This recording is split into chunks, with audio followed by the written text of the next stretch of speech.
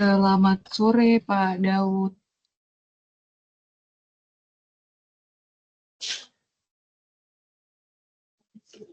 Selamat sore juga, Bu.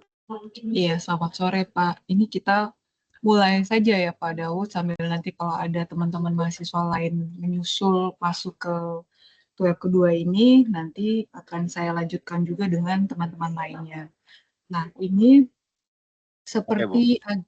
seperti agenda yang sudah saya sampaikan di WA Group bahwa sore ini di web kedua ini saya akan mungkin juga Bapak Ibu juga sudah tahu ya bahwa biasanya untuk memudahkan penulisan artikel atau karya ilmiah itu kita menggunakan beberapa aplikasi, tapi yang paling paling sering digunakan itu adalah Mendeley. Publish or Perish itu sebenarnya hanya opsi saja untuk memudahkan Bapak Ibu, terutama kalau Bapak Ibu spesifik mau melakukan pencarian terhadap artikel atau karya ilmiah yang bereputasi, itu kan dari Scopus contohnya, atau yang terindeks Google Scholar atau lain sebagainya. Uh, Kalau Mendeley itu berdasarkan pengalaman saya dan mungkin juga Kak Daud pernah mengalami atau Bapak Ibu mahasiswa lain mengalami, Mendeley ini sangat-sangat memudahkan pekerjaan penulis gitu ya. Sebentar ya.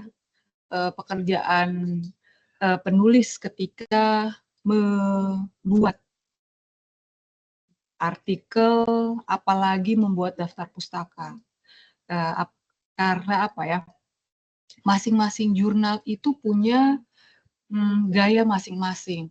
Ada jurnal yang gaya penulisan, sitasi dan juga daftar pustaka itu menggunakan misalnya American Psychology Association, atau ada yang Harvard atau yang lain lagi.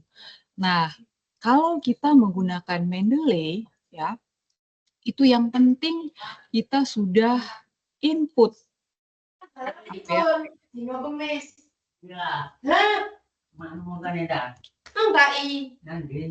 Enggak ada.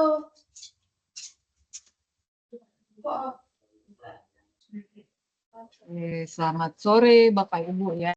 Mohon maaf ini saya sudah mulai dengan Pak Daud, tapi ini baru 2-3 menit awal. Selamat sore, salam sejahtera untuk kita semua. Semoga saya menjumpai Bapak Ibu sekalian dalam keadaan sehat. Oke, saya ulangi kembali. Belum banyak yang saya sampaikan. Nah, ini seperti agenda yang sudah saya umumkan di WA Group bahwa sore ini agenda kita itu adalah pengenalan aplikasi Mendeley dan Publish or Perish, atau mudah-mudahan di antara Bapak Ibu sudah familiar, sudah pernah menggunakan atau tahu minimal, nah itu lebih baik lagi ya. Nah, apa fungsi masing-masing? Kalau Publish or Perish itu sebenarnya opsi saja, karena ada mungkin dari kita yang lebih mudah itu mencari artikel itu hanya menggunakan Google Scholar, gitu kan? Itu saja sudah cukup. Sementara kalau saya pribadi itu lebih mudah menggunakan Publish or Perish, tapi mohon maaf ya, hari ini saya lupa bahwa laptop saya yang sudah terinstall aplikasi Publish or Perish, tapi waktu itu saya unduh bebas saja karena ada yang gratisan gitu ya. Itu yang Bapak Ibu juga bisa gitu, bisa coba. Tapi kalau menurut Bapak Ibu malah malah menyulitkan gitu, nah itu silahkan saja cari pakai Google Scholar juga oke. Nah, kalau Mendeley ini yang saya sarankan, sangat-sangat sarankan ke Bapak Ibu untuk mengenal dan menggunakan Mendeley. Karena apa? Mendeley itu fungsi utamanya itu untuk manajemen referensi atau artikel kita, bukan cuma artikel, buku itu, atau proceeding, atau karya tulis atau karya ilmiah lainnya, itu lebih gampang itu kita menggunakan Mendeley. Supaya apa? Supaya yang pertama data referensi kita itu rapi. Kemudian nanti kalau Bapak Ibu misalnya akan submit gitu ya ke jurnal manapun, mau jurnal satu dengan jurnal lainnya itu punya tuntutan yang beda-beda. Nah, ini kalau kita sudah pakai Mendeley itu gampang saja. Itu ada apa ya pilihan atau apa ya istilahnya pengaturan kita mau pakai dengan gaya atau style yang mana, apakah itu apa style, Harvard style. Nah, itu kita tinggal klik saja, nanti dia akan mengikuti dengan instruksi atau pilihan yang kita buat.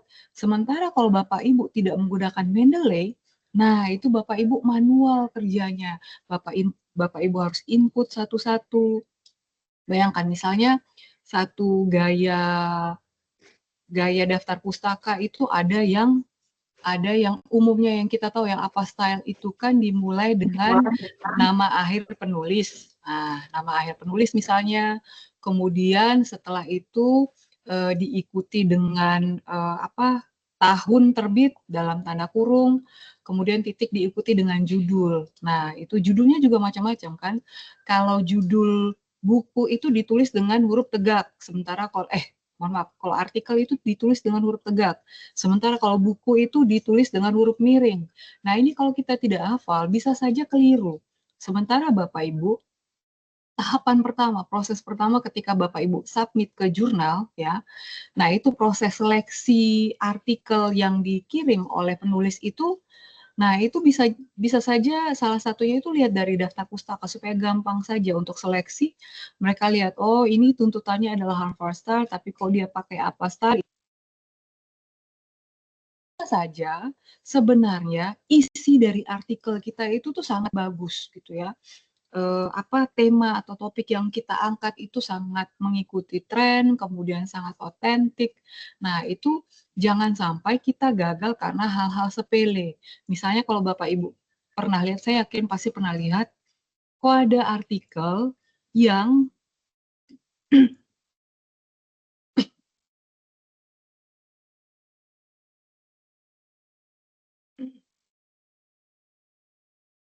penulisan, mohon maaf ya, yang penulisan sumber kutipan itu hanya berupa angka gitu kan, 1, 2, 3, 4, 5, dan seterusnya. Kok ada yang pakai nama belakang gitu. Nah, itu seperti itu yang saya maksud. Kalau Bapak Ibu sudah menggunakan aplikasi Mendeley, itu Bapak Ibu akan sangat-sangat terbantu ya. Memang pekerjaan beratnya itu hanya berat dalam tanda kutip sebenarnya ya. Itu saat Bapak Ibu input data identitas dari artikel ya, mulai dari kita memilih kategori dari karya ilmiah kita, apakah dia itu termasuk artikel, apakah dia itu termasuk proceeding, apakah itu termasuk buku dan seterusnya. Kemudian kita menginput apa identitas penulis, nama penulis, kemudian judul artikel dengan apa ya? Oh ya, dengan nama jurnal, volume jurnal, isu yang keberapa, halaman berapa sampai berapa. Tetapi Bapak Ibu akan sangat terbantu misalkan artikel tersebut itu ada DOI atau Digital Object Identifier. Itu Bapak Ibu kalau lihat DOI, nah itu Bapak Ibu tinggal copy saja, kemudian Bapak Ibu tempelkan di bagian biasanya di bagian atas aplikasi Mendeley itu nanti dia akan otomatis muncul semua. Tetapi memang tidak semua artikel itu bisa dengan mudah. Ada satu dua sedikit saja yang ternyata tidak terbaca atau gagal gitu kan. Nah, itu tinggal Bapak Ibu melihat kembali, tinggal merapikan sedikit-sedikit saja kalau misalnya ternyata ada yang kurang pas. Contohnya, ternyata judulnya itu huruf kapital semua. Nah, itu yang Bapak Ibu tinggal rapikan sedikit gitu. Tetapi Bapak Ibu capeknya itu hanya sekali pas awal saja, pas input data artikel. Setelah itu Bapak Ibu kalau mau gunakan kembali sumber data tersebut, nah itu gampang sekali. Sangat Bapak Ibu hanya tinggal panggil kembali dari aplikasi Mendeley, itu kan biasanya terintegrasi di Word. Nah, itu sebentar ya saya tunjukkan ya. Cuman sayangnya apa Microsoft Office saya ini lama, jadi versi yang lama, bukan yang update, jadi tidak ada. Atau Bapak Ibu bisa masuk dari Outlook. Outlook itu kan ada beberapa fasilitas ya, ada Microsoft Teams, salah satunya ada juga Word. Nah, itu Bapak Ibu bisa masuk di situ, itu sudah ada Mendeley ya, Bapak Ibu silahkan gunakan ya. Saya coba lihat ya, mudah-mudahan di file Word saya ada, tapi biasanya saya pakai dari ini sih, dari laptop biasanya, karena kerjanya biasanya kebanyakan di rumah. Sebentar, coba dulu ya, coba kita lihat. Oke, di sini tidak ada ya, tetapi dia itu sebentar. Biasanya Mendeley itu kalau kita sudah unduh, kita install, itu bisa akan muncul di bagian reference gitu ya. Nanti setelah ini Bapak Ibu boleh coba sendiri ya masing-masing. Nanti akan muncul, kalau saya tidak salah itu di bagian kanan. Nanti akan ada tulisan Mendeley-nya. Jadi, nah ini style. Nah, ini kan macam-macam ya, ada IE yang biasanya itu gaya yang paling umum itu adalah apa? Style Harvard dengan IEEE. Nah, itu yang paling sering. Sementara kalau yang lain ini jarak sekali. Nah, itu Bapak Ibu tinggal pilih, atau nanti kalau sudah muncul Mendeley di bagian kanan atas, pojok kanan atas, itu tinggal kita klik saja, itu nanti akan muncul. Saya coba buka dari Outlook saya ya.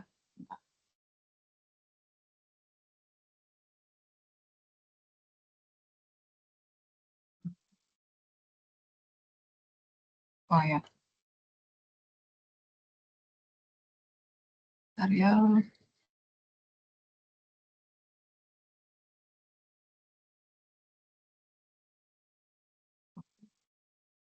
Jadi, nah kalau Bapak Ibu buka e-kampus, Outlook dari e-kampus, nanti buka di sini yang pojok kiri atas, kita coba ya. Saya pernah pakai, waktu di kantor saya pakai ini juga, kemudian pilih Word. Word, kemudian setelah itu kita pilih filenya. Kalau saya tidak salah ingat ya, benar. Betul, sebentar ya. Saya coba.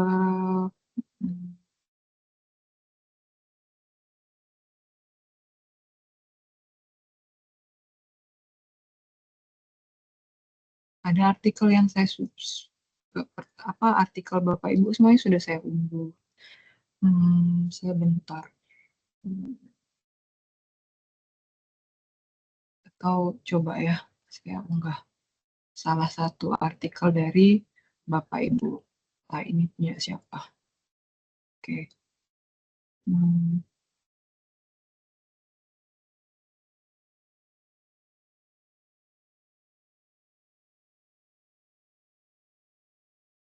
eh, Tugas satu.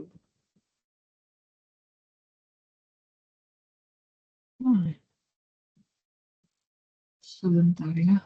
Hmm,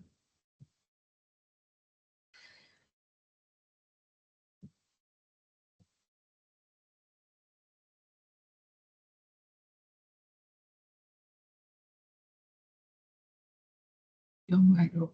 Eh,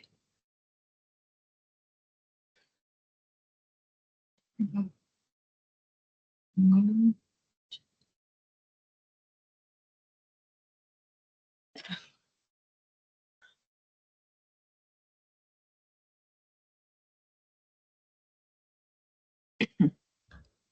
Oke.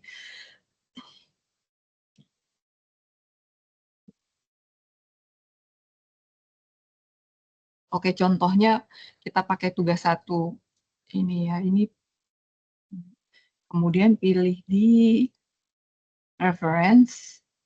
Nah, ini sudah muncul, ini Mendeley site ya. Nah, ini Kalau sudah seperti ini kan kebetulan saya sudah punya apa ya, pasokan artikel yang saya sudah masukkan.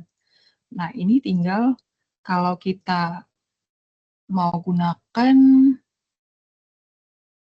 tadi saya klik di Get Started.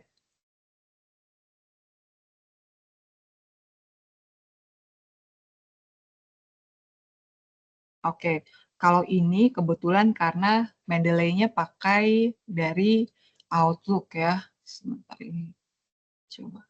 Ini saya password-nya sama dengan password e-kampus.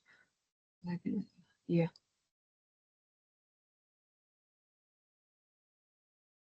Oke, jadi sudah masuk. Nah, tinggal langsung saja. Contohnya saja ya, ini di bagian hasil ini PR dan seterusnya berperan penting ini kita mau masukkan apa ya, sumber kutipan. Nah, ini tinggal pilih saja. Misalnya ini yang pertama ternyata oleh Turmuzi gitu. Insert one citation. Coba kita lihat. Oh ya, ini kebetulan ini gayanya kalau saya tidak salah I begitu. Jadi tidak ada ini. Nanti tinggal kita ganti di citation setting, change citation style. Misalnya, oh ini nature. Apakah contohnya saja ya kita pakai yang American Psychological Association. Ini yang umum digunakan. Kemudian kita tinggal klik update citation style. Ya. Nah, ini nanti akan muncul Turmuzi dan seterusnya 2003 tutup kurung. Jadi seperti itu. Jadi ini sangat memudahkan pekerjaan penulis dalam hal ini Bapak Ibu mahasiswa ya. Kemudian apa lagi ya? Iya, dan kalau kita pakai Mendeley, itu nanti, cara penulisan sumber kutipan, kemudian daftar pustaka Bapak Ibu, itu tuh akan sangat rapi gitu ya, dibanding kalau kita input, secara manual ya, itu nanti bisa saja kita ada lupa gitu kan, harusnya nanti bingung apakah dan harus pakai DAN atau pakai simbol logo dan kemudian misalkan nama penulis itu ternyata ada 3 terdiri dari ada nama pertama, nama tengah, kemudian nama belakang. Nah, itu bagaimana cara kita menulis ke dalam daftar pustaka itu kadang-kadang membingungkan gitu kan, apalagi untuk nama-nama penulis yang kalau saya itu biasanya bingung yang kalau nama penulisnya adalah dari Cina gitu ya, entah itu Taiwan atau Cina atau kadang-kadang Korea. Nah, itu kan biasanya seperti suku kata kan, itu bagaimana cara penulisan. Nah, itu akan sangat dimudahkan sekali ketika kita menggunakan Mendeley. Oke. Nah, ini kalau Publish and Perish, sebentar ya. Kalau Publish and Perish itu dia itu aplikasi gratis. Itu biasanya kita gunakan untuk eh, cari dan menyeleksi artikel dan buku dan karya tulis yang akan kita gunakan sebagai referensi dalam artikel atau karya ilmiah kita. Sebentar ya.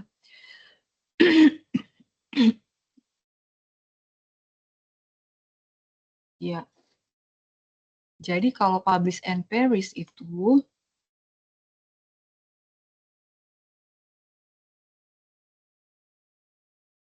googling saja nanti akan muncul ya, mudah-mudahan kelihatan. Nah, dia lambangnya seperti ini, logonya seperti ini. Kalau saya tidak salah, itu dia ada versi web. Jadi, Bapak Ibu tidak perlu unduh dan install, tapi kalau pengalaman saya pakai yang aplikasi yang saya install ke laptop ya. Coba ya.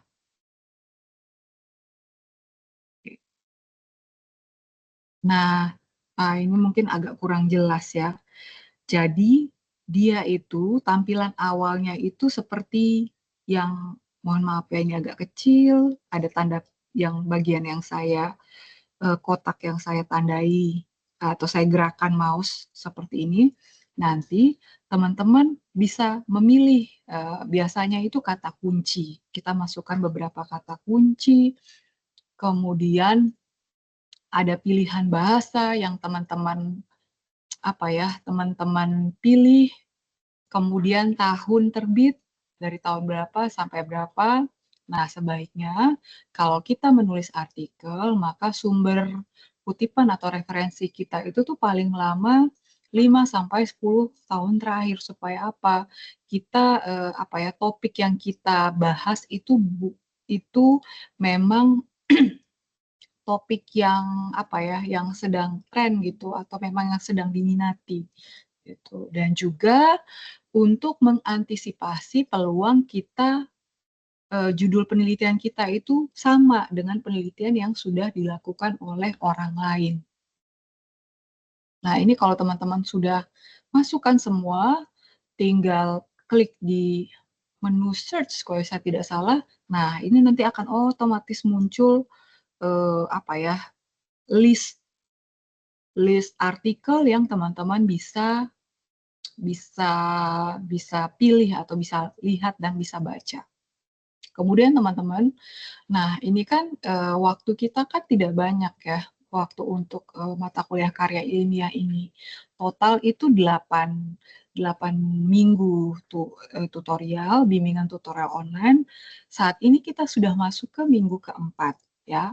Jadi saya menyarankan teman-teman untuk saat ini, untuk kebutuhan menulis, menghasilkan karya ilmiah ya, Bapak Ibu boleh kumpul sebanyak-banyaknya artikel, tetapi membaca artikel itu cukup Bapak Ibu langsung merujuk ke bagian yang Bapak Ibu perlukan, tidak perlu semuanya gitu ya. Supaya lebih lebih menghemat waktu gitu ya. Satu artikel itu bisa sampai rata-rata itu 10 halaman ya, apalagi kalau artikel tersebut, artikel yang Bapak Ibu gunakan dalam bahasa Inggris, Bapak Ibu butuh waktu lagi untuk menerjemahkan artikel tersebut ke bahasa Indonesia. Jadi, biasanya saya akan menyarankan ke bimbingan saya untuk kalau baca artikel saat ini, fokus saja ke bagian yang kita mau cari gitu ya, jangan baca keseluruhan. Nanti kalau Bapak Ibu punya waktu setelah ini mau belajar, kepingin belajar, nah itu silakan dibaca-baca kembali artikel yang sudah Bapak Ibu kumpul atau artikel-artikel yang Bapak Ibu minati. Siapa tahu di waktu depan Bapak Ibu memang tertarik untuk membuat lagi artikel ya atau karya ilmiah. Oke, untuk Mendeley dan Publish and Perish, mohon maaf saya tidak bisa demonstrasi, tetapi itu tidak sulit ya Bapak Ibu. Nanti saya yakin Bapak Ibu bisa setelah ini bisa mencoba sendiri ya untuk untuk menggunakan aplikasi Mendeley dan Publish and Perish, Publish or Perish. Kalau Publish or Perish itu opsi saja, tetapi kalau Mendeley itu saya sangat mendorong mahasiswa untuk menggunakan aplikasi Mendeley. Oke, oke, oke. Nah, sekarang kita akan bersama-sama membahas ini ya, ajuan judul yang Bapak Ibu sudah masukkan di tugas 1. Ya, oke. Hmm,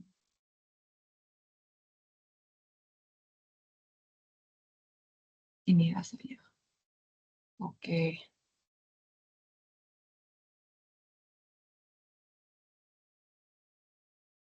oke. Sudah munculkah file Word-nya? Sudah, Bu.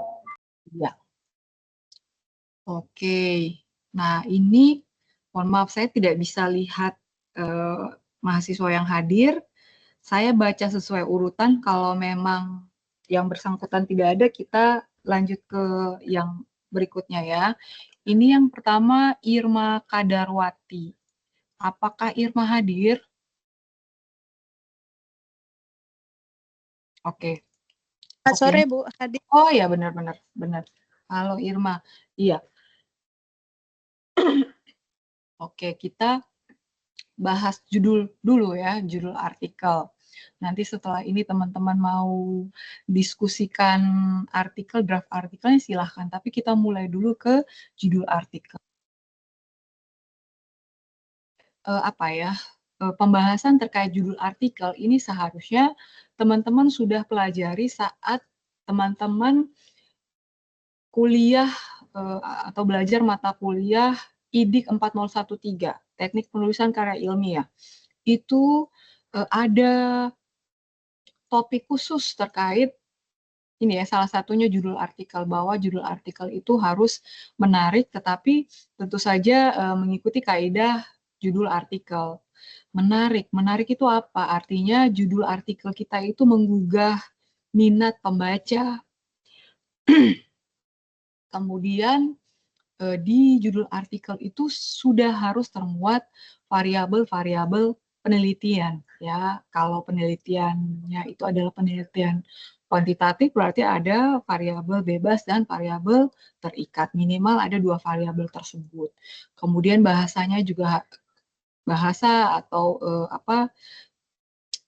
kata atau istilah yang digunakan itu harus jelas gitu ya. Kemudian dari judul, supaya pembaca itu tertarik untuk membaca artikel kita, topik yang diangkat itu adalah topik-topik terkini atau mengikuti tren yang sedang berlaku mungkin 5 atau 10 tahun terakhir.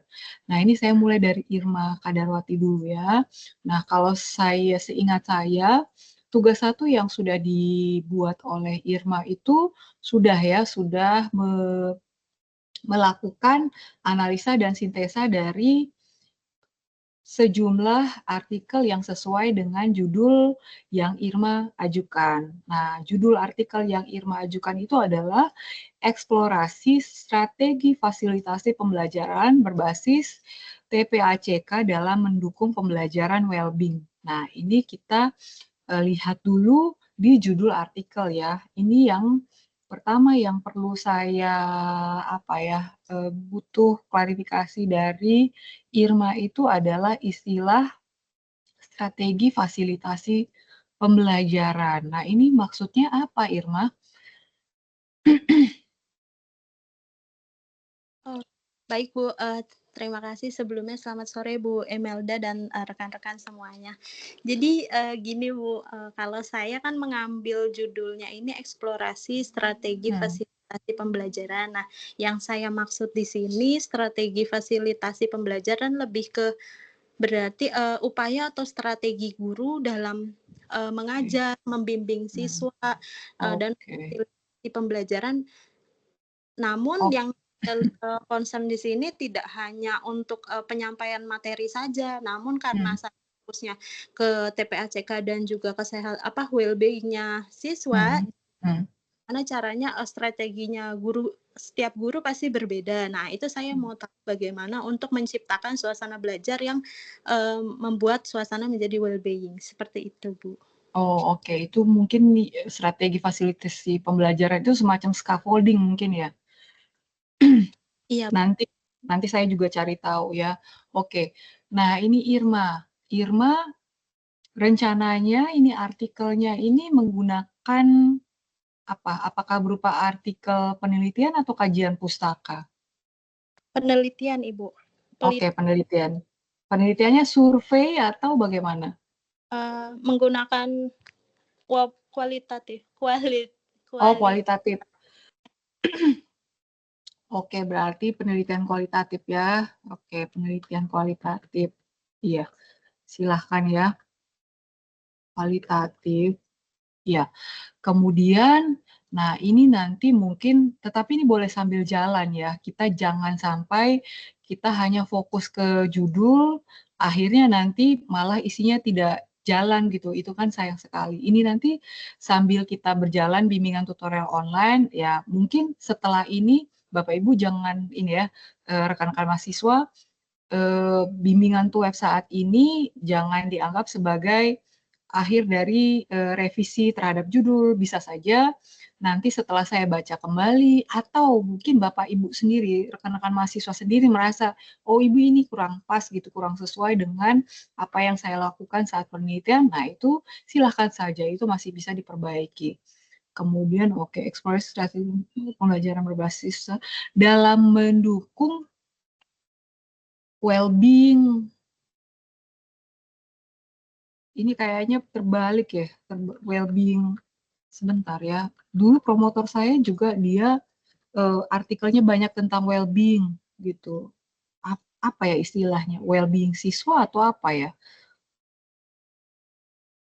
Nah, kalau di judul ya nanti baru ini ya, baru Irma nanti kita cari sama-sama. Tapi harusnya well-being apa mahasiswa kah atau siswa. Nah, ini yang nanti dilengkapi. Tetapi kalau dari judul ini sudah kelihatan variabelnya. Variabel bebasnya itu adalah pembelajaran berbasis TPACK, kemudian variabel terikat atau yang diukur dalam penelitiannya Irma ini adalah well-being ya.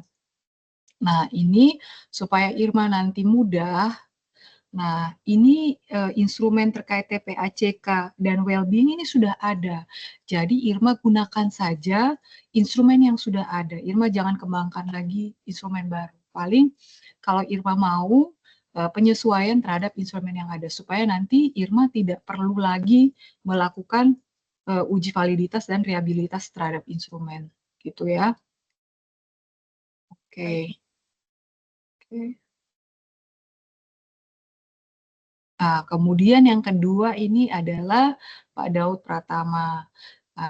Judul artikel yang diajukan oleh Pak Daud itu adalah menggunakan Learning Management System atau LMS dalam meningkatkan kemampuan belajar siswa.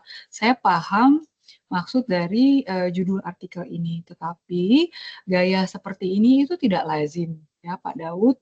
Nah, biasanya judul artikel itu tidak diawali dengan kata kerja, tetapi ya istilah upaya atau pemanfaatan atau pengaruh.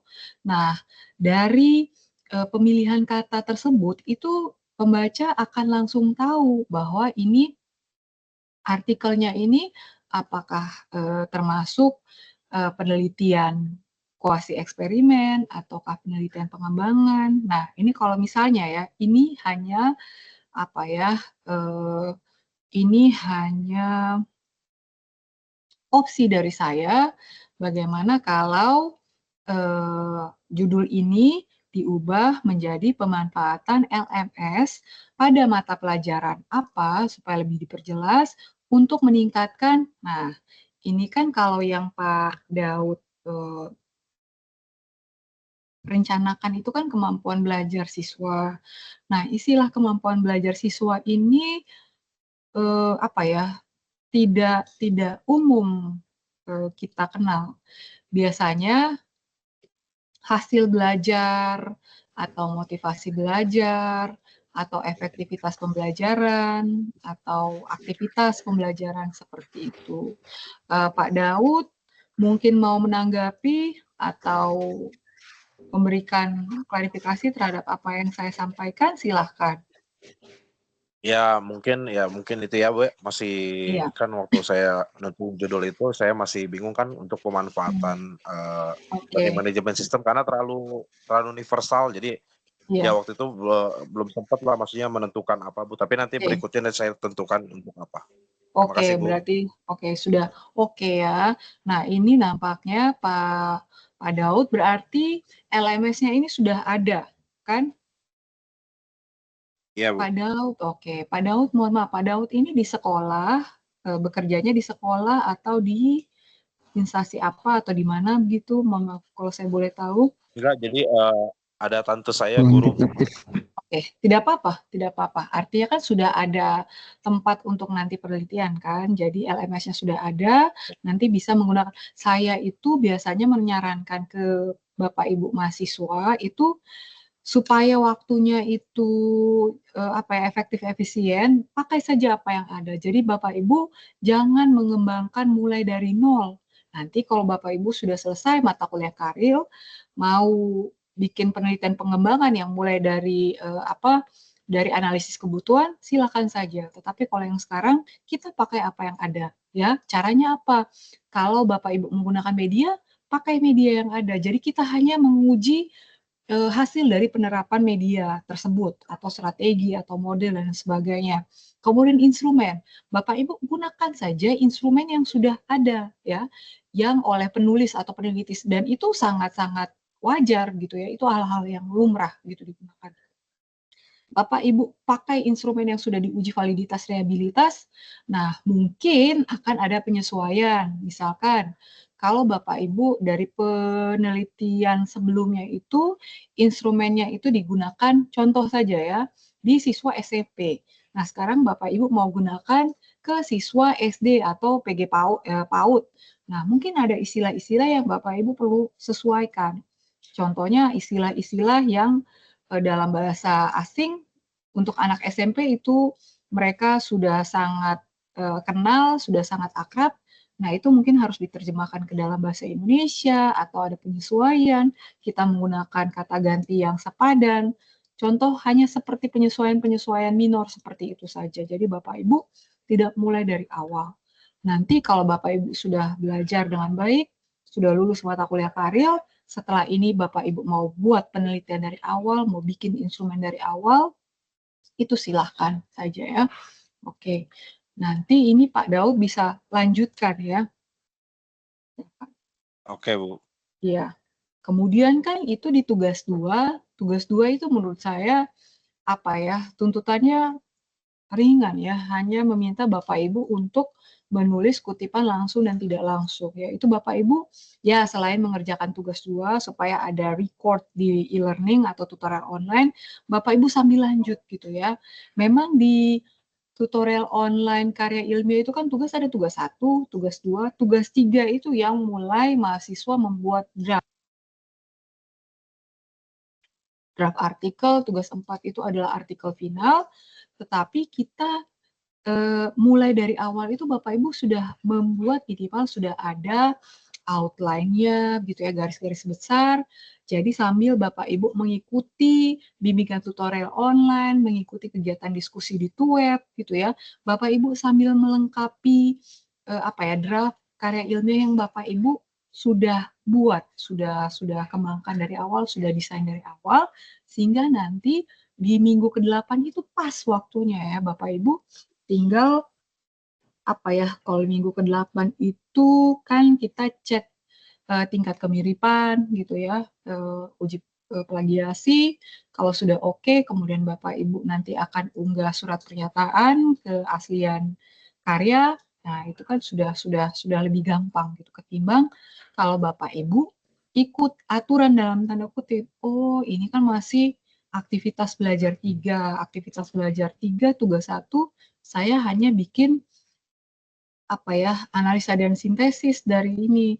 Tugas 2 nanti ada di aktivitas ke-6 misalnya di minggu ke-4, berarti saya bikin dulu gitu. Itu tidak boleh kalau Bapak Ibu terlalu patuh terhadap apa yang ada tutorial online, tidak ada strategi curi-curi mengerjakan lebih awal, itu nanti pasti Bapak Ibu akan kehabisan waktu untuk menyelesaikan karya ilmiah. Karya ilmiah ini tidak gampang ya Bapak Ibu. Kalau di kampus tatap muka, itu mereka punya waktu 1 semester. Bahkan ada mahasiswa itu yang mengulang ya, entah itu membuat skripsi, atau mulai dari awal proposal. Nah, bahkan kalau di kampus konvensional, itu proposal itu 1 semester sendiri, skripsi itu 1 semester sendiri. Sementara Bapak Ibu, tahapan kita mengerjakan karya itu sebenarnya gabungan dari Bapak Ibu mengajukan proposal dan menyelesaikan karya ilmiah. Bapak Ibu mengajukan judul artikel itu sudah masuk dari tahapan proposal sebenarnya. Ya, oke. Oke. Oh tadi ya. Oke. Pak Daud, mudah-mudahan cukup jelas ya apa yang saya sampaikan atau apakah ada pertanyaan? Sudah cukup jelas, Bu. Oke, baik. Kemudian berikutnya adalah Pak Dede Firmansyah. Pak Dede Firmansyah, apakah hadir?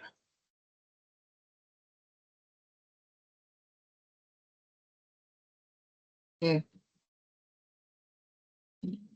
ini rasanya kuantitatif ya, tetapi ini bisa menyesuaikan. Oke, kemudian, oh Pak Dede, halo. Oke, berikut kita lanjut ke berikut Pak Dedi Soleman, apakah hadir? Iya, hadir Ibu. Oke, baik.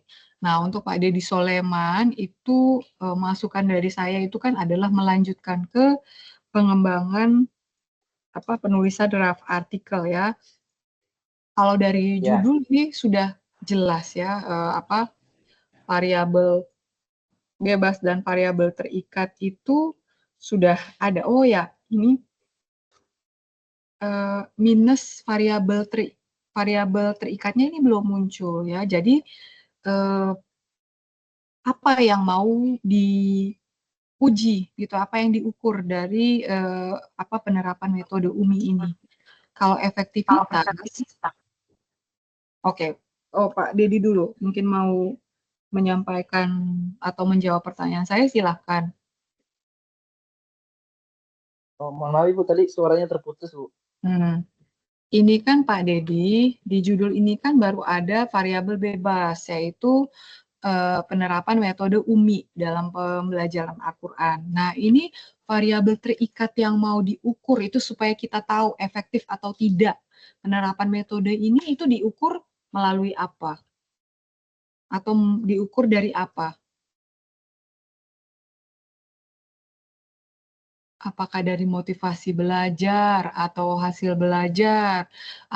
Kalau misalnya ini pembelajaran Al-Quran, apakah yang mau diukur itu adalah, mohon maaf ya kalau saya salah, nanti boleh dikoreksi.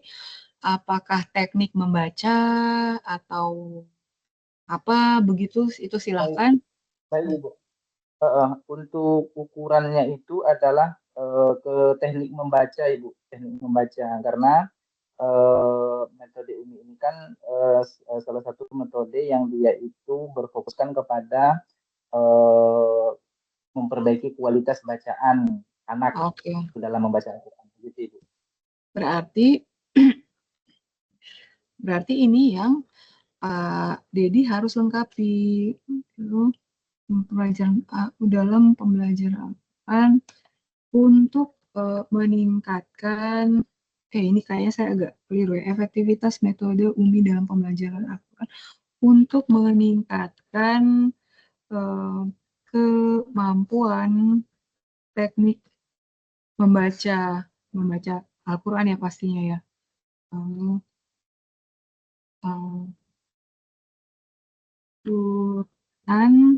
Nah, ini siswa SDIT ini ya Fastabikul Khairat. Berarti nanti revisinya seperti ini ya, dan filenya ini juga akan saya bagikan di WA Group. Oke. Paling ini saja ya. Ini berarti nanti penelitiannya kuantitatif ya.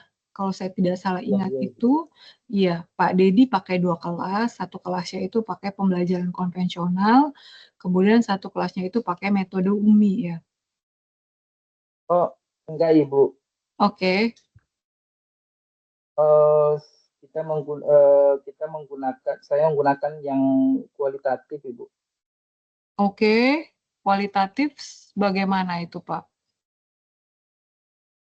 Jadi saya lebih berfokus kepada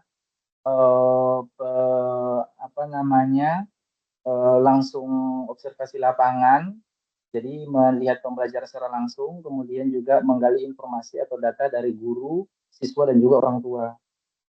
Oke, berarti hanya pakai satu kelas?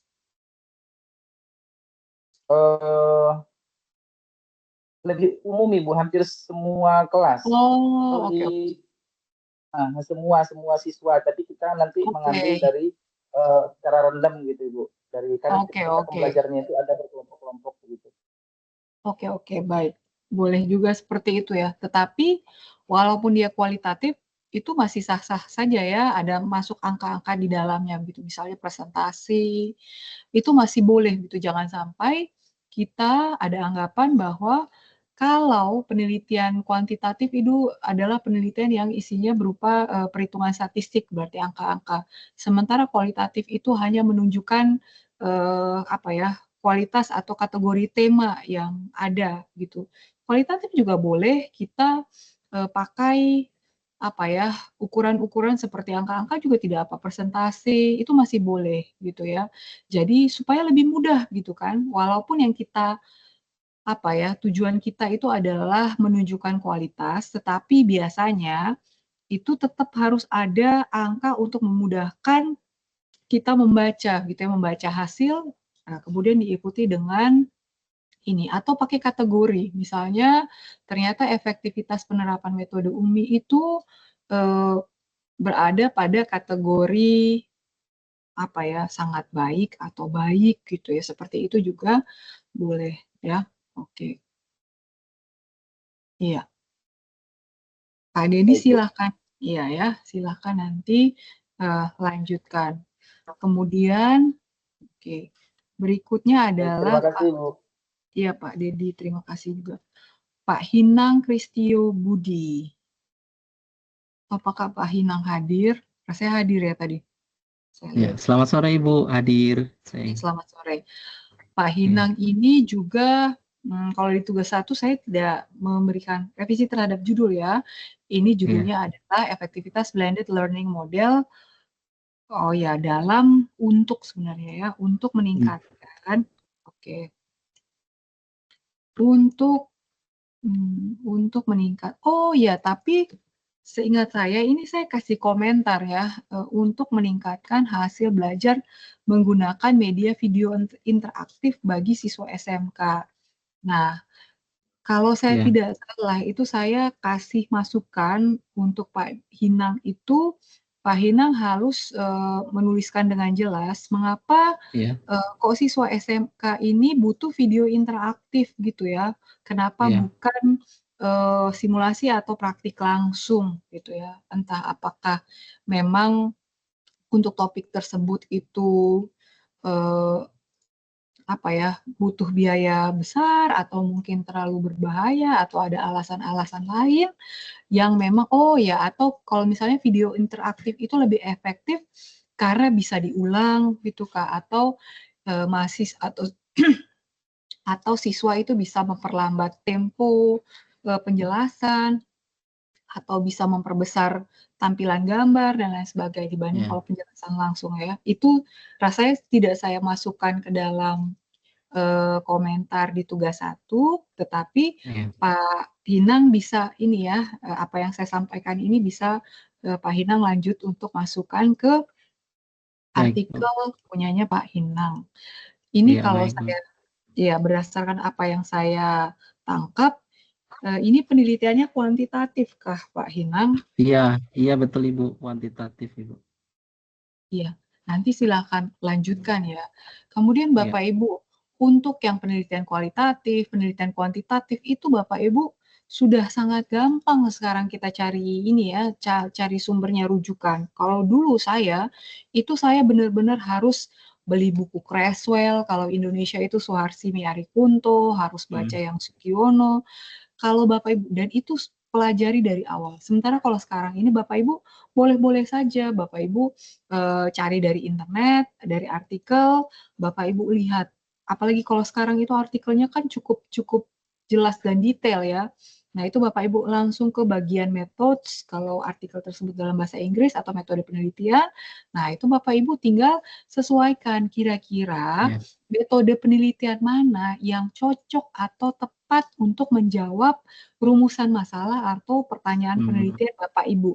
Begitu sebenarnya. Tujuan dari metode penelitian adalah untuk menjawab pertanyaan atau rumusan masalah penelitian, dalam hal ini artikel Bapak Ibu. Begitu saja, sesimpel itu ya. Jadi Bapak Ibu tidak perlu baca semuanya gitu. Bapak Ibu bisa langsung spesifik, oh ini menurut saya lebih pas menggunakan metode survei ya.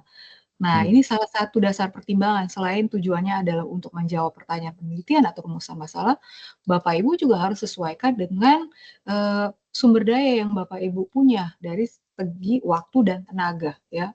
Kalau Bapak Ibu bisa rekrut orang lain untuk bantu, silahkan gitu ya Bapak Ibu cari metode penelitian yang lebih kompleks gitu. Tapi kalau Bapak Ibu merasa, oh tidak, saya cuma punya waktu 2 minggu, kemudian saya juga belum bekerja di sekolah tersebut, agak sulit kalau saya pakai waktu lama-lama dan ini saya hanya bisa lakukan sendiri, silahkan mungkin Bapak Ibu pakai metode penelitian kualitatif dengan cara survei saja, pakai data sekunder, itu boleh-boleh saja ya. Itu Ya. yang penting ya, yang penting Bapak Ibu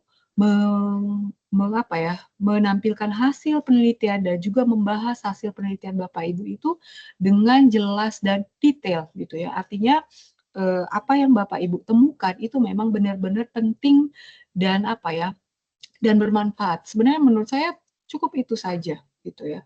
Oke. Ya. Terima Oke. kasih Ibu masukannya. Baik Pak Inang. Kemudian berikutnya adalah Isna Maratul Kisti. Apakah Isna hadir? Oke. Belum ya. Berikutnya adalah M. Ibnu Ilwan. Ya Bu, hadir Bu.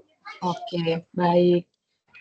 Ini Pak Ibnu ini judul artikelnya adalah efektivitas penggunaan video animasi dalam pengenalan literasi awal pada PAUD usia 5-6 tahun. Nah, Ya. ini seingat saya juga saya kasih masukan ya. Kenapa? Bukan berarti saya bukan berarti saya menolak gitu, tetapi Pak Ibnu tolong sampaikan dengan baik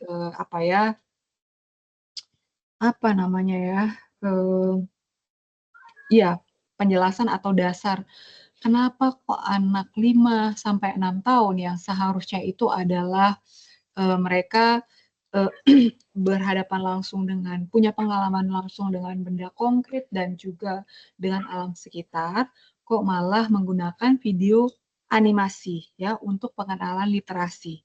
Itu silahkan. Apakah alasannya adalah menggunakan video animasi itu lebih menarik atau memang objeknya itu sulit diperoleh atau apa itu silahkan. Nah ini kalau dari Pak Ibnu sendiri mengapa kok anak usia 5-6 tahun itu tetapi Pak Ibnu itu menggunakan video animasi? Ya, terima kasih. Gini Bu, kenapa saya menggunakan video animasi? Karena rata-rata anak usia 5-6 tahun itu lebih senang melihat video animasi atau seperti yang pada umumnya adalah kartun daripada kita belajari langsung untuk belajar membaca. Oke, Itu ini siap. Ini kan literasi. Iya.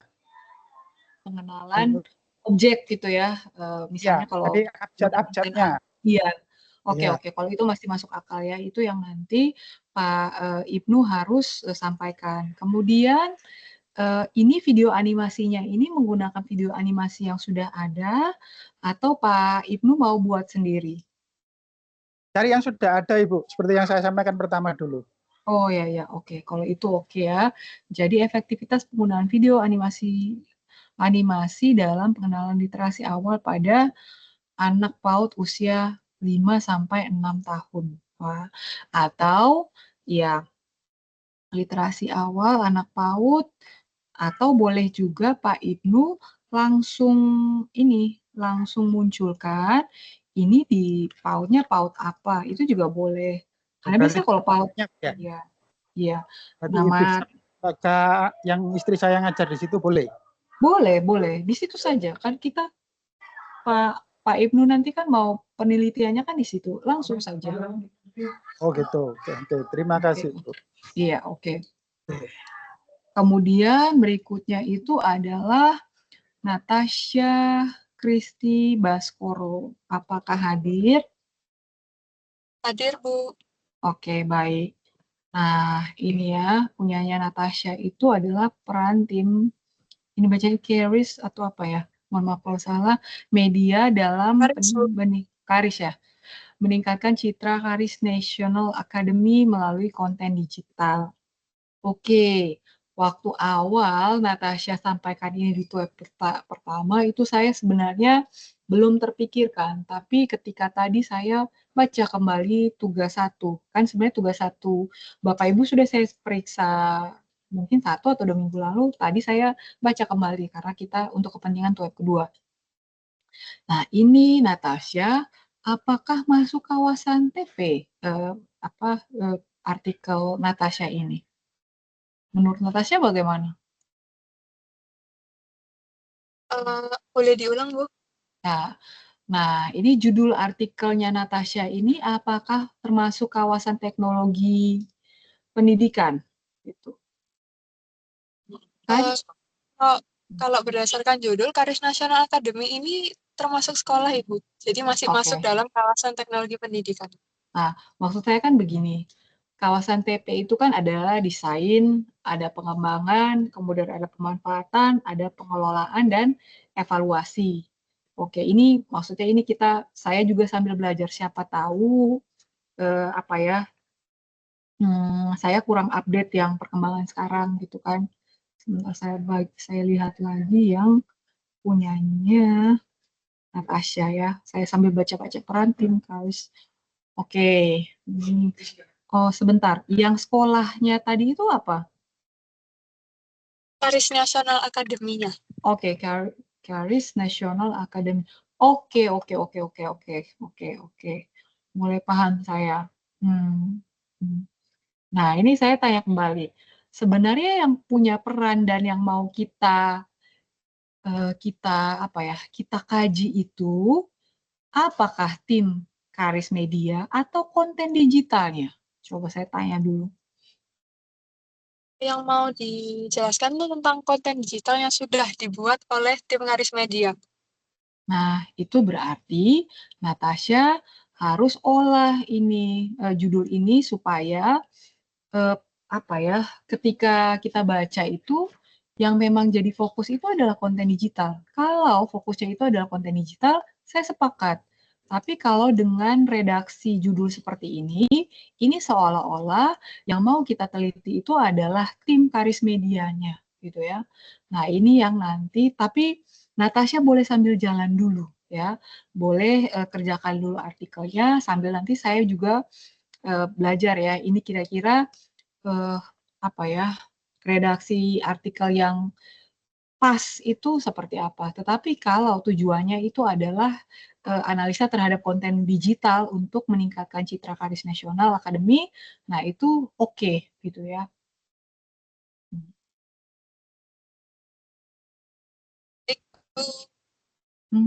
Atau boleh juga begini, kalau peran mungkin tidak ya, entah apalah namanya, entah itu efektivitas atau nanti kita cari kalau efektivitas kayak kurang bagus, bla bla bla, konten digital,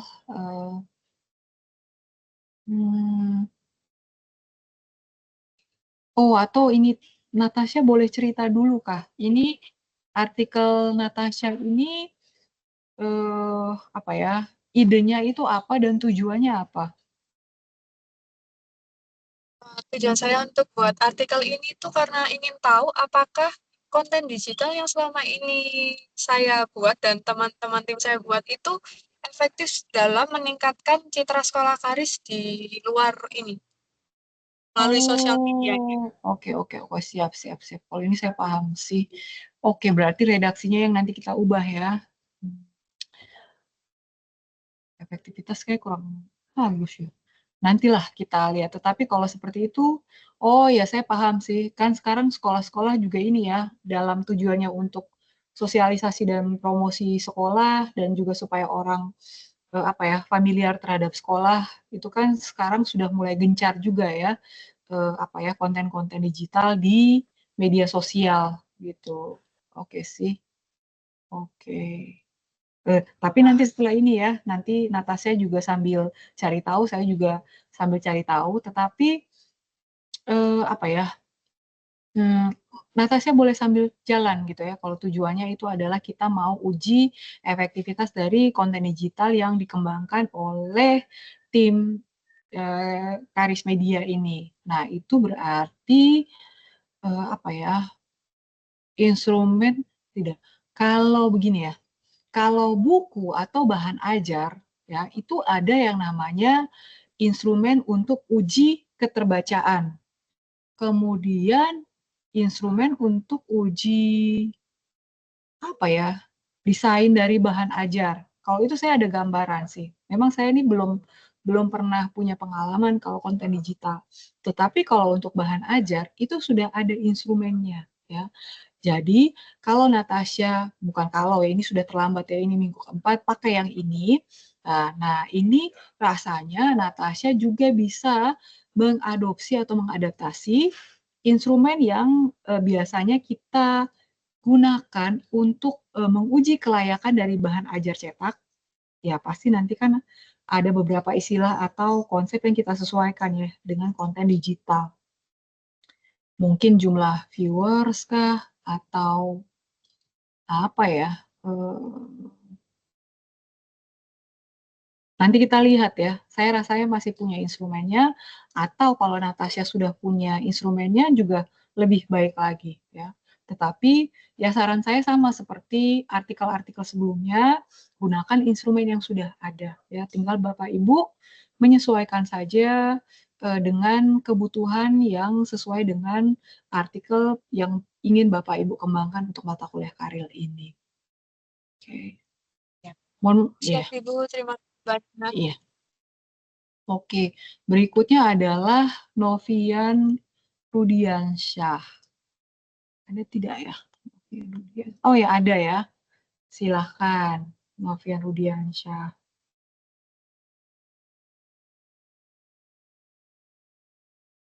Oke. Nah, ini kalau punya Pak Novian Rudiansyah ini adalah penerapan model pembelajaran Community of Practice sebagai langkah strategis pengembangan SDM aparatur bidang hukum Kementerian Hukum ya. Pak Novian, halo Pak Novian. Iya Bu. Iya Bu. Oke. Nah, ini saya tidak memberikan revisi terhadap judul. Tetapi ya sebenarnya kalau dari judul, dari kita baca judul ini cocoknya adalah penelitian eksperimen. Cuma Pak Novian ini kalau saya tidak salah, ini bekerjanya di dinas atau lembaga diklat atau bagaimana ya Pak? Di Balai Diklat. Nah, Balai Diklat kan. Oke.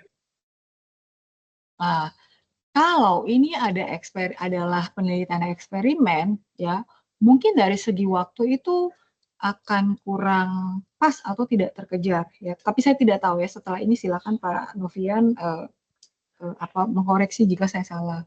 Tetapi kalau Pak Novian ini mau penelitiannya itu adalah penelitian kuantitatif atau kualitatif menggunakan data sekunder, artinya ini model pembelajarannya ini sudah diterapkan nih. Jadi Pak Novian tinggal melihat mungkin hasil pretest atau post-test dari peserta diklat ya.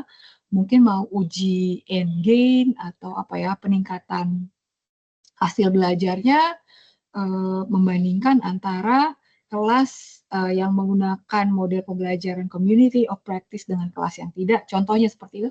Nah, itu boleh-boleh saja. Tetapi kalau Pak Novian baru mau mulai melaksanakan penelitian eksperimen, itu tidak saya sarankan karena nanti agak sulit. Biasanya kalau diklat itu kan ada jadwalnya ya, begitu. Kemudian, iya, ini kalau misalnya Bapak Ibu mau penelitian eksperimen, itu butuh waktu minimal itu 3-4 minggu kalau menurut saya ya. Agak ini ya, agak kurang kuat gitu ya, kalau penelitian kita itu hanya 1 minggu, apalagi 1 minggu itu tidak full setiap hari, kemudian kita mau uji, mungkin cuma 1 atau 2 kali kegiatan diklat, kemudian kita mau menguji apakah penerapan model ini efektif atau tidak dalam hal meningkatkan hasil belajar peserta diklat. Kalau seperti itu rasanya kurang tepat menurut saya. Kalau dari Pak Novian Rudiansyah sendiri bagaimana, Pak? Jadi untuk penulisan karya ilmiah ini sebenarnya saya mencoba akan mengembangkan, nantinya akan diterapkan bagaimana praktek pembelajaran community of practice ini di lingkup unit instansi kami. Nanti berdasarkan perbandingan dengan pelaksanaan yang ada di kementerian lain gitu, Bu. Jadi nanti bagaimana modelnya, bagaimana desain pembelajarannya gitu. Jadi nanti sebagai kajian awal untuk pembentukan model pembelajaran itu, penerapan itu gitu. Oke. Bagaimana struktur pembelajarannya. Sintaks mungkin ya. Urutan langkah, oke. Iya, langkah kebijakannya bagaimana. Pak Novian, rencananya mau penelitiannya kapan? Atau apakah sudah? Kebetulan kita sudah melaksanakan, namun masih banyak belum menjadi suatu kesepakatan, ketetapan. Jadi boleh melaksanakan begitu saja, Bu. Jadi nanti bagaimana penerapan itu yang baik gimana berdasarkan komparasi dari berbagai ada 3 kementerian sih, Bu. Oke. Tetapi peserta diklatnya ada, berarti jadwal diklatnya ada ya dalam waktu dekat ini? Sudah berjalan, namun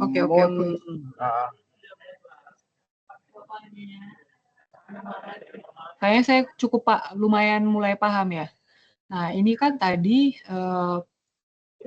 kata informasi dari Pak Novian, ini sudah diterapkan tetapi memang butuh perbaikan karena hasil dari dari evaluasi mungkin terhadap penerapan ini akan nanti lanjut ke tahapan berikutnya gitu ya. Jadi kalau misalnya satu kesatuan pengembangan model pembelajaran community of practice ini dianggap sebagai penelitian pengembangan, berarti mungkin apa yang dilakukan Pak Novian ini masih dalam tahap mungkin kalau di penelitian pengembangan itu mungkin uji kelas kecil atau di bagian desain mungkin seperti itu ya, belum sampai pada produk final gitu kan ya? Oke. Kalau seperti itu ya tidak apa-apa sih. Yang penting Pak Novian bisa memastikan bahwa kegiatan penelitian yang nanti Pak Novian akan laksanakan itu bisa selesai tepat waktu dan nanti Pak Novian tidak akan kesulitan memperoleh data dari kementerian lain dan juga nanti tahapan pengolahan data sampai nanti pembahasan, penyelesaian artikel itu bisa Pak Novian selesaikan dengan baik. Itu tidak apa-apa, itu silakan saja ya. Artinya bisa dilanjutkan, Bu. Jadi nanti mungkin gambaran nanti hasilnya tuh berdasarkan pengelompokan jabatan nanti dibentuk beberapa community practice gitu. Oke. Kemudian bagaimana penerapannya nanti alur proses pembelajarannya gitu, dari mulai pembentukan terus sampai evaluasinya gambaran. Ya. Nah, itu tadi saya bisa. Kalau ini dianggap kalau model itu kan terlalu tinggi ya. Kalau ini kita anggap dulu sebagai program, nah itu bisa Pak Novian lakukan penelitiannya, artikelnya itu semacam evaluasi program gitu. Itu boleh, kalau seperti itu boleh, dan menurut saya itu akan lebih mudah gitu. Itu silakan. Itu silakan saja. Baik. Kemudian, terima kasih, Bu. Iya Pak Novian, sama-sama. Berikutnya adalah Kurotu Aini, silakan. Selamat sore, Bu. Selamat sore, Kurotu. Ini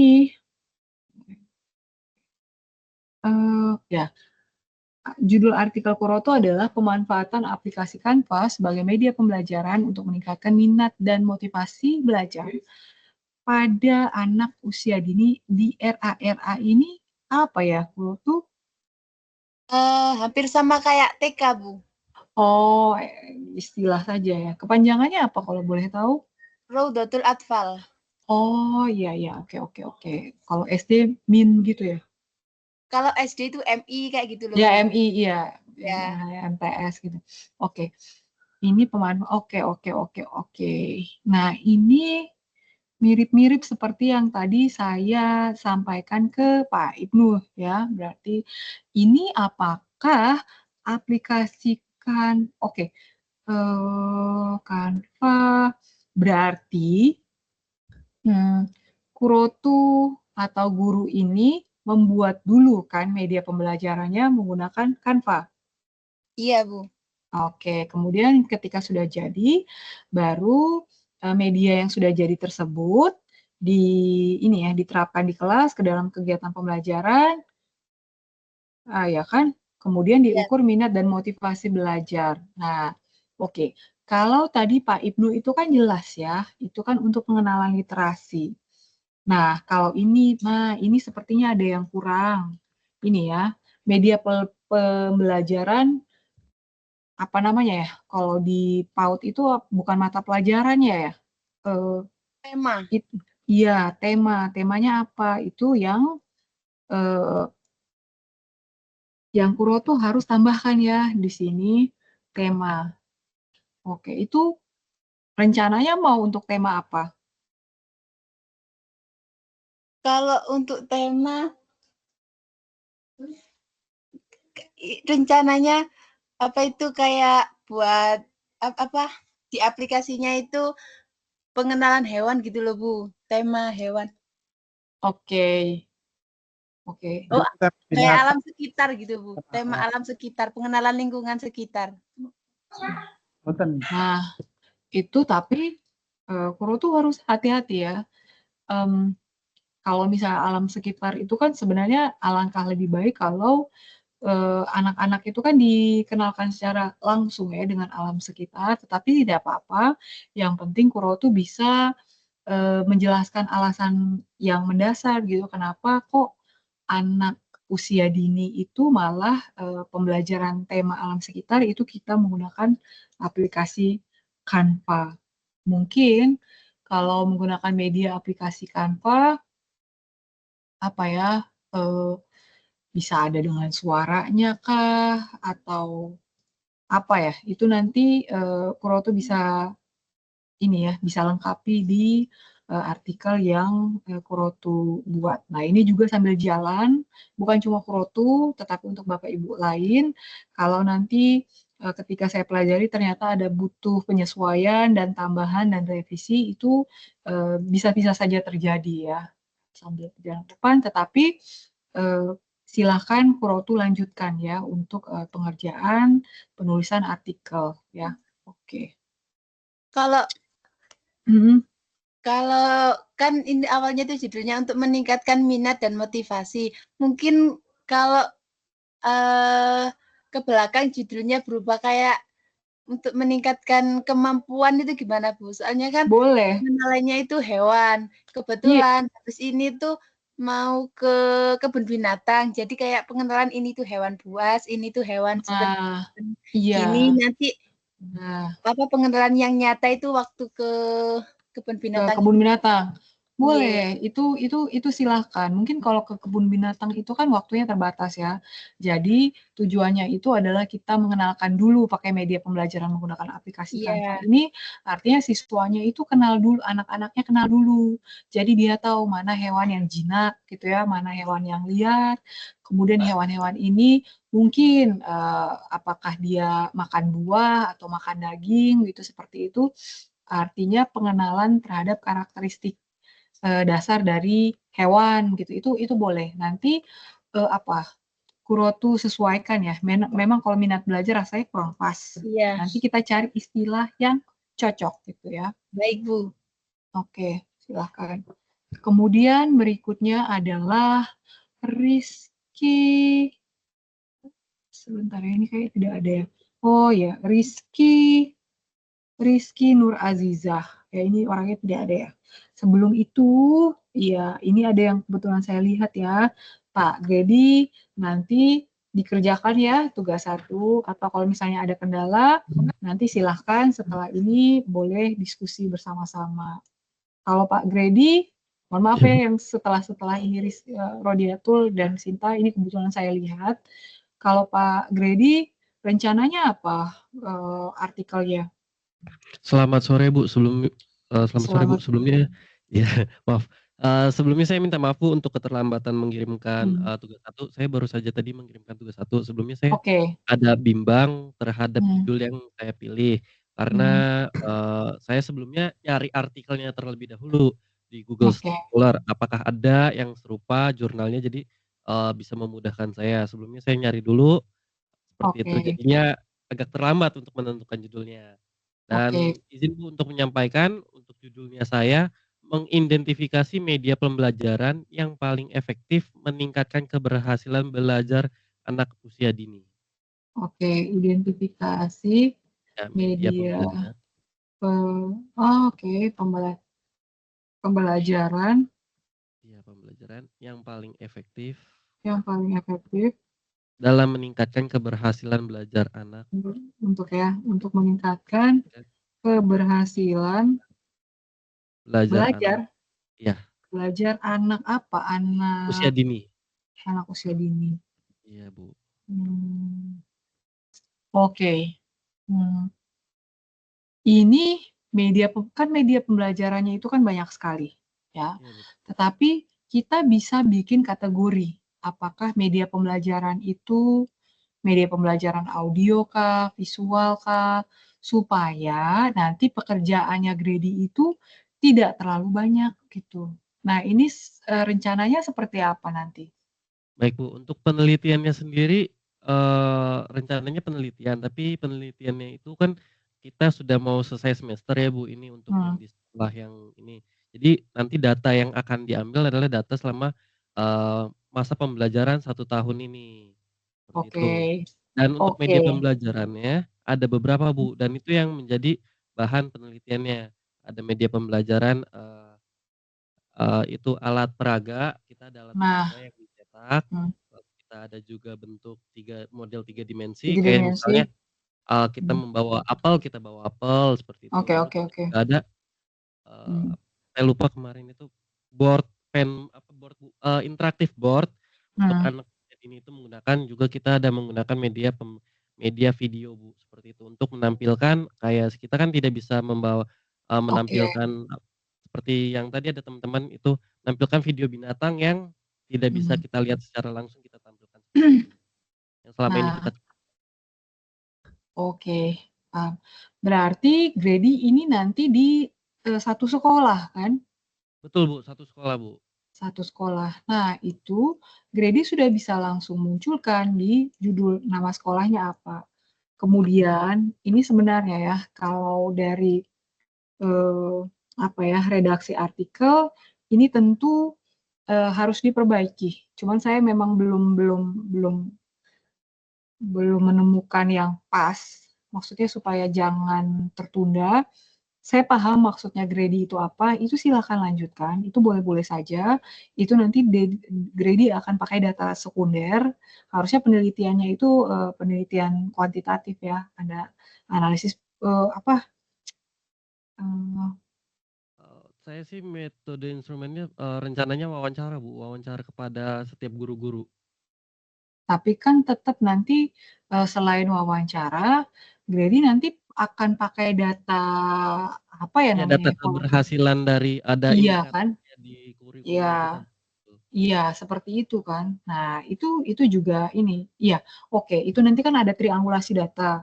Jadi selain kita pakai data keberhasilan anak tadi, nah itu akan didukung dengan wawancara. Jadi boleh-boleh saja begitu ya, karena kalau misalnya kita cuman pakai data dari hasil belajar siswa, anak, kan bisa berarti macam-macam ya keberhasilannya gitu, sementara kalau kita perdalam lagi dengan hasil wawancara dengan guru, atau dokumentasi, atau hasil dokumentasi terhadap observasi saat kegiatan pembelajaran ya, artinya ada pengamat yang mengamati langsung.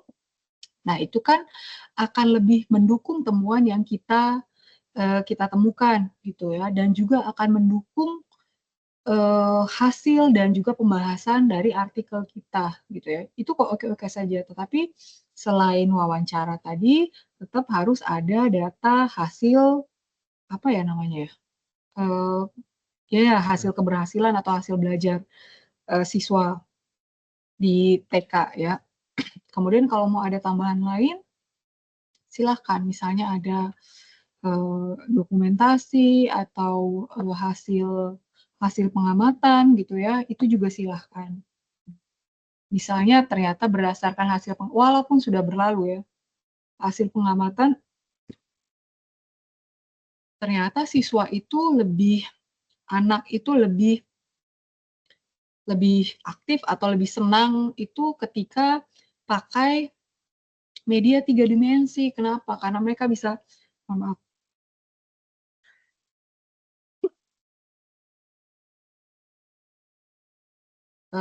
Ternyata pakai media 3 dimensi. Kenapa? Karena bentuknya itu sangat menyerupai atau hampir sama persis dengan objek sebenarnya, kemudian mereka juga bisa pegang atau warnanya juga lebih cerah, ya seperti itu bisa dimasukkan juga ke dalam pembahasan. Atau ternyata, misalnya di anak-anak,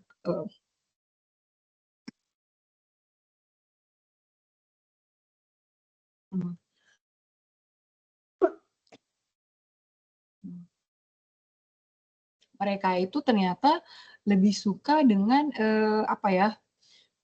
media audio gitu ya. Kalau ada pelajaran yang pakai nyanyi-nyanyi itu mereka ternyata lebih senang gitu ya, kalau dibandingkan, tema yang sama tetapi kita gunakan media pembelajaran itu silahkan saja, itu nanti Grady bisa, bisa sesuaikan dengan, data yang Grady punya. Apalagi ini kan, sudah bisa dibilang kan Grady mengukur atau menilainya itu kan terhadap proses pembelajaran yang sudah terjadi gitu kan, bukan yang baru akan terjadi. Jadi ini kita nanti Grady akan ambil data sekunder saja gitu. Oke, baik Bu. Terima kasih Iya. Bu untuk Iya. bantuannya Bu. Sebelumnya maaf Bu, saya telat untuk tugas satunya. Tidak apa-apa Bapak teman-teman ya. Saya itu yang penting teman-teman terkejar gitu, tugas 1 jangan sampai sudah lewat batas akhir atau deadline, ternyata teman-teman entah ketinggalan informasi atau ada kendala tetapi dipendam sendiri, nah itu yang saya tidak mau gitu. Kalau selama masih dalam tenggat waktu dan teman-teman ternyata tidak bisa dari awal, bisanya nanti akhir-akhir tidak masalah, yang penting teman-teman tetap bisa unggah tugas 1, 2, 3, apalagi tugas 4 gitu ya, sampai tugas 4. Silakan.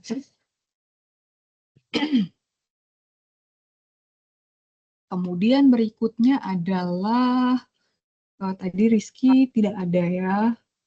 Oke, Rizky tidak ada. Berikutnya adalah Rodiatul Janah. Hadir Bu. Iya, Rodiatul. Judul artikelnya adalah implementasi e-learning berbasis Moodle dalam meningkatkan keterampilan literasi siswa. Nah, itu masukan saya adalah kalau e-learning berbasis Moodle itu terlalu umum. Bahkan e-learning tutorial online teman-teman itu kan pakai Moodle juga ya, tetapi harus ada ciri pembeda dengan e-learning yang sudah umum karena kan kita pasti e-learning selama ini nih hanya seperti ini dan menurut saya kurang bagus. Saya maunya e-learning-nya itu ditambah apa atau ada tambahan apa, ada adaptasi menggunakan apa, entah itu mungkin berbasis kearifan lokal kah atau ada strategi gamifikasi, itu yang membedakan dengan e-learning yang sudah ada yang membuat saya punya asumsi bahwa e-learning ini akan memberikan hasil yang lebih baik daripada e-learning yang sudah ada atau digunakan sebelumnya. Oke. Nah, ini kalau dari Rodiatul sendiri bagaimana? Iya, Bu. Kemarin itu pernah coba kayak pernah di tugas sebelumnya buat learning model cloud, Bu. Model cloud. Nah, dari situ saya berpikirkan untuk meningkatkan literasi siswa tuh menggunakan yang model cloud tadi. Kan di sana kan ada kayak tulisan, ada video animasi juga isinya. Oke. Iya. Ya. Nah, itu yang Rodiatul harus tambahkan di judul. Dari judul itu harus langsung kelihatan gitu apa yang menjadi pembeda dari apa ya, entah itu model atau treatment atau apapun itu media yang kita tawarkan. Nah, itu pembedanya itu dengan e-learning yang sudah ada itu apa? Dan itu harus Rodiatul tampilkan langsung di judul artikel ya. Implementasi untuk meningkatkan ya keterampilan literasi siswa apa entah ini rencananya nanti mau diterapkan di siswa Iya, di siswa, Bu. Siswa SMP atau siswa SMP. SMA. Oke, langsung saja ini apa ya? Kalau penelitian eksperimen itu kan biasanya ada populasi dan sampel. Iya, Itu nah itu biasanya itu kita langsung tampilkan, munculkan juga di judul gitu supaya orang tidak punya asumsi. Jangan sampai kalau misalnya kita sudah menuliskan Rodiatul sudah tuliskan SMP apa gitu, SMP negeri atau SMP apa bla bla bla. Nah, itu orang sudah langsung tahu penelitiannya hanya dilakukan di SMP ini contohnya. Atau SMP sekota apa entah itu sekabupaten apa gitu. Itu berarti orang sudah tahu bahwa oh ini penelitiannya dilakukan di beberapa sekolah. Kalau misalnya kita tidak ada sama sekali keterangan ini, nah itu orang bisa mengira atau menebak bahwa ini penelitiannya itu dilakukan dengan skala besar gitu. Padahal sebenarnya yang kita lakukan itu tidak seperti itu. Maka di judul itu sudah harus jelas gitu ya. Kalau kita melakukan penelitian hanya di sekolah tertentu, ya berarti nama sekolahnya itu kita munculkan. Oke. Nanti, iya. Oke, bisa dilanjutkan ya ke pengembangan atau penulisan karya ilmiah. Berarti untuk judul ini dirubah sesuai ini ya, Bu, yang revisi dari Ibu. Iya. Kalau yang tadi yang sebelumnya saya bilang gamifikasi itu hanya tawaran saja. Sebenarnya boleh apa saja, tetapi kalau Rodiatul ternyata sudah pernah buat yang berbasis Moodle apa tadi saya kurang quote atau apa, nah itu silahkan. Oke ya. Kemudian berikutnya itu, iya, terima kasih. Berikutnya itu adalah Sinta. Silahkan.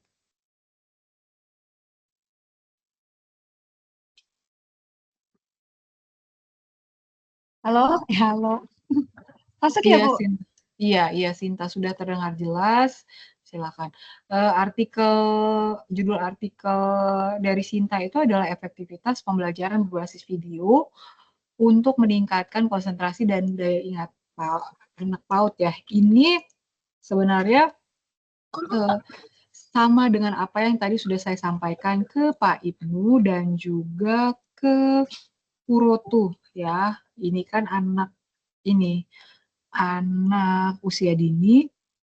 Oke, itu nanti harus disampaikan dengan jelas efektivitas pembelajaran berbasis video ya. Efektivitas pembelajaran berbasis video untuk meningkatkan konsentrasi dan daya ingat anak PAUD. Nah, itu PAUD-nya juga disebutkan ini nama sekolah ini apakah Sinta hanya akan meneliti di satu sekolah atau beberapa sekolah atau bagaimana Sinta? Satu sekolah. Ya, itu berarti Sinta harus tuliskan di judul artikel ya, di anak PAUD apa gitu, nama PAUD-nya disebutkan. Oke. Nah, ini juga akan lebih baik gitu ya, kalau tema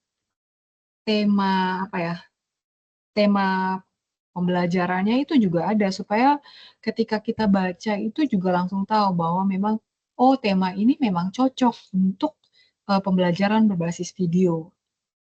Oh tema ini memang lebih pas itu kalau anak-anak itu karya wisata gitu, contoh saja ya gitu, itu nanti temanya juga disebutkan ya, dituliskan di bagian judul. Ya, ini nanti rencananya pakai tema apa, Sinta? Belum ada sih, Bu. Oke, tidak apa-apa, sambil jalan saja ya, sambil jalan siapa tahu, atau boleh juga Sinta dan juga teman-teman lain yang masih belum punya tema, itu boleh tanya-tanya ke guru-guru. Biasanya tuh guru-guru itu adalah sumber ide penelitian ya, pasti tidak ada. Guru-guru itu tuh pasti punya ini ya, bahan untuk kita jadikan penelitian. Misalnya siswa itu biasanya yang jadi masalah pembelajaran itu apa gitu ya. Paling umum itu kan nilai ya atau hasil belajar. Kita teliti lagi gitu. Itu biasanya di mata pelajaran apa atau tema apa. Itu juga bisa jadi ide. Tidak semua tema, tapi tema-tema yang memang sulit dipelajari atau yang keterampilan siswanya kurang atau nilainya kurang. Nah, itu bisa jadi bahan untuk kita jadikan judul artikel itu juga bisa ya. Bapak Ibu, teman-teman jangan pikir sendiri, sering-seringlah bertanya ke guru. Kalau misalnya teman-teman ini ternyata memang belum mau penelitiannya di sekolah, tetapi belum punya sekolah atau belum mengajar, boleh dengan cara seperti itu. Atau satu trik lagi itu adalah teman-teman kalau baca artikel di bagian akhir, memang tidak semua artikel ya, itu ada yang namanya rekomendasi penelitian. Nah, itu bisa jadi ide teman-teman untuk membuat artikel atau jadi bahan revisi artikel. Ini kan sebenarnya semuanya sudah ada judulnya. Misalnya, di artikel tersebut si penelitinya itu memberikan rekomendasi untuk penelitian selanjutnya sebaiknya meneliti tentang ini. Nah, itu bisa jadi bahan untuk Bapak Ibu gunakan di artikel atau karya ilmiah yang Bapak Ibu mau tulis. Jadi, walaupun mungkin topik utamanya itu sebenarnya sama, tetapi ada pembeda bahwa si peneliti A itu dia hanya meneliti sampai di sini, sementara yang bagian ini itu tidak, dan bagian yang dia tidak teliti itu yang dia rekomendasikan gitu. Itu silakan saja. Itu untuk membuat judul artikel itu sebenarnya ada banyak jalan dan banyak sekali strategi. Salah satunya adalah itu. Yang pertama, kita bisa ngobrol langsung, entah itu ke siswa, ke pembelajar, atau ke pengajar, atau kalau kita punya artikel yang sistematika artikelnya itu sampai pada rekomendasi, nah itu boleh juga tuh teman-teman baca, lihat, oh ternyata ini rekomendasinya adalah ini, tambahkan variabel apa gitu, variabel ini belum diteliti, padahal ini sangat penting gitu. Nah, itu juga boleh, itu juga sangat baik.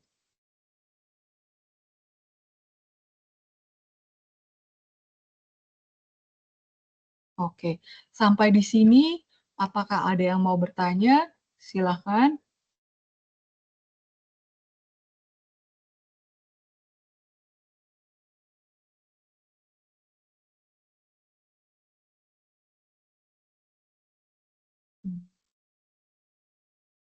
Oke, nanti file yang tadi itu sudah yang kita diskusikan bersama-sama akan saya bagikan ke WA grup ya. Mudah-mudahan Bapak Ibu semuanya sudah masuk ke WA grup.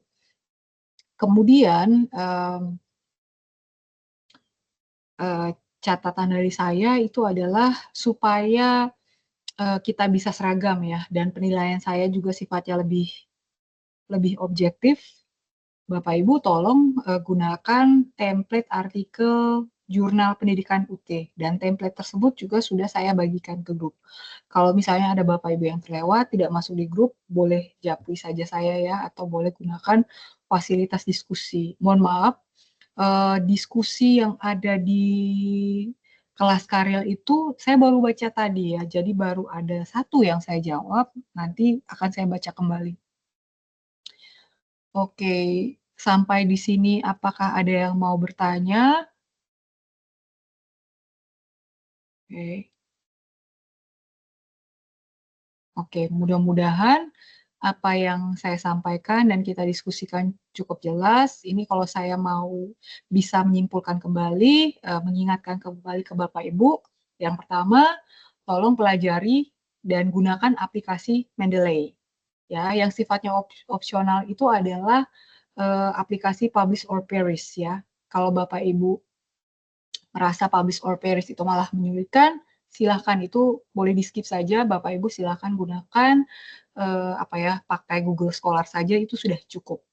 Kemudian tolong gunakan template jurnal pendidikan UT yang sudah saya bagikan, atau kalau Bapak Ibu mau cari sendiri juga boleh ya, di jurnal pendidikan UT bagian kanan itu ada menu template, Bapak Ibu bisa klik, ada 2 pilihan, template bahasa Inggris dan bahasa Indonesia, silahkan pilih sesuai dengan yang Bapak Ibu mau, apakah itu bahasa Inggris atau bahasa Indonesia. Kemudian, nah itu tugasnya Bapak Ibu tolong kerjakan, masukan yang saya berikan tolong ditindaklanjuti ya.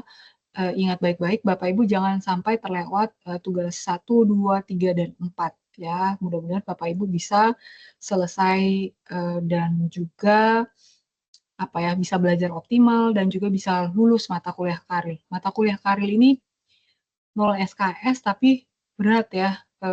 Rasanya hampir sama berat dengan mata kuliah berpraktik, mata kuliah 4 SKS gitu. Menurut saya, mudah-mudahan Bapak Ibu tidak mengalami kendala berarti ketika menyelesaikan penulisan karya ilmiah. Ataupun jika ada, silahkan kita bisa diskusikan bersama-sama ya. Bapak Ibu silahkan boleh sampaikan ke WA Group atau boleh japri saya juga. Baik Bapak Ibu, ini nampaknya tidak ada lagi yang bertanya, rasanya bisa saya cukupkan sampai di sini. Jika ada kata atau kalimat yang kurang berkenan, saya mohon maaf. Mudah-mudahan apa yang kita diskusikan bisa bermanfaat untuk Bapak Ibu. Ya, baik. Yang sekian dari saya. Selamat sore, selamat malam. Semoga kita semua sehat dan sampai jumpa kembali di web berikutnya. Oke. Terima kasih, Bu. Ya, terima kasih ya. Kita live ya, kita live sama-sama. Terima kasih, Bu.